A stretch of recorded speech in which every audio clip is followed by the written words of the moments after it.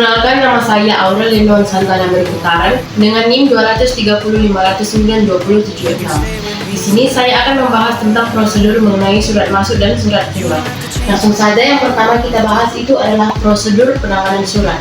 Apakah itu prosedur penanganan surat? Prosedur penanganan surat adalah suatu rangkaian kegiatan yang biasanya mengatur surat, yakni seperti pencatatan, pengiriman, dan penyimpanan surat.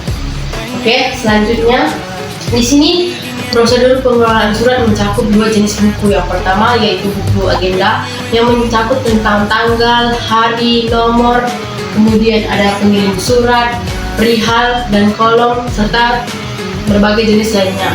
Yang kedua itu ada buku ekspedisi, di mana buku ekspedisi ini biasa dijadikan sebagai bahan bukti apabila kita sudah mengirim surat, baik itu jenis surat masuk dan keluar, atau sebagai bukti pendistribusian suatu barang.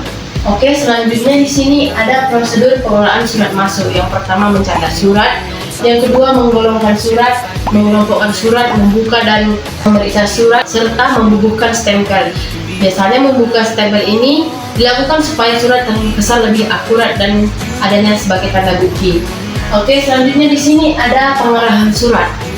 Biasanya pengerahan surat ini terbagi menjadi dua jenis. Yang pertama, pengerahan surat dilakukan kepada pimpinan perusahaan apabila surat itu memuat tentang kebijakan. Yang kedua itu surat langsung diarahkan kepada unit pengolah jika surat ini mencakup hal-hal tentang tata operasional secara langsung. Yang kedua ini penilaian surat. Penilaian surat ini mencakup tiga jenis surat. Yang pertama itu surat penting, surat biasa, dan juga surat resmi.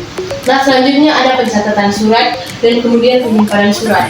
Di penyimpanan surat ini seperti biasanya surat jika sudah masuk, dan surat itu akan langsung ditulis dan disimpan menurut dan sesuai dengan file-file atau kode-kode arsip yang telah dibuat. Selanjutnya ada penyampaian surat. Di sini penyampaian surat juga berbeda. Pertama, jika surat ditanggapi, maka surat akan disimpan sesuai dengan folder-folder dari kode surat yang sudah ditetapkan. Namun jika surat belum ditanggapi ataupun surat dikembalikan kepada sekretariat, biasanya surat akan ditulis lagi ke dalam buku agenda, lalu akan dikirim ulang kepada pejabat yang bersangkutan. Nah, yang di sini ada pengurus surat di kearsipan. Pengurus surat di kearsipan ini yang berperan penting adalah tata usaha, di mana tata usaha akan menyimpan surat, memberi cap stempel pada surat, memberi paraf pada surat, dan lain sebagainya yang berhubungan dengan surat yang telah disampaikan. Nah, selanjutnya kita memasuki pengelolaan surat keluar. Di sini yang pertama ada penyiapan konsep. Biasanya penyiapan konsep ini diperoleh berdasarkan data hasil dari wawancara dan data yang lebih akurat lainnya. Dan yang kedua ini ada pengelompokan. Tentunya pengelompokan ini dilakukan berdasarkan periode ataupun berdasarkan kode-kode arsip yang sudah dibuat. Dan yang ketiga ada pencatatan. Pencatatan surat keluar ini tentu sesuai dengan objek atau subjek yang akan kita tuju. Nah, kemudian ada metode penelitian. Metode penelitian ini maksudnya adalah strategi atau syarat-syarat penulisan surat keluar yang tepat supaya nanti surat yang kita tulis ini sesuai atau dapat dipahami oleh sarana yang kita tuju. Nah, di sini ada teknik pengumpulan data. Teknik pengumpulan data ini bisa dilakukan dengan observasi, wawancara, memberi kuesioner, ataupun mendokumentasi secara langsung. Dan yang selanjutnya, teknik analisis data. Berdasarkan data yang sudah kita peroleh, pastinya menganalisis data adalah proses yang sangat penting agar tidak terjadinya suatu kejanggalan atau kesalahan dalam data-data yang sudah kita tulis untuk membuat surat keluar nantinya.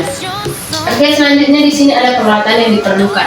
Yang pertama itu lembar disposisi. Lembar disposisi ini adalah lembaran yang dijadikan sebagai dua rangkap yang akan nantinya dibagikan kepada pihak-pihak lain yang bersangkutan.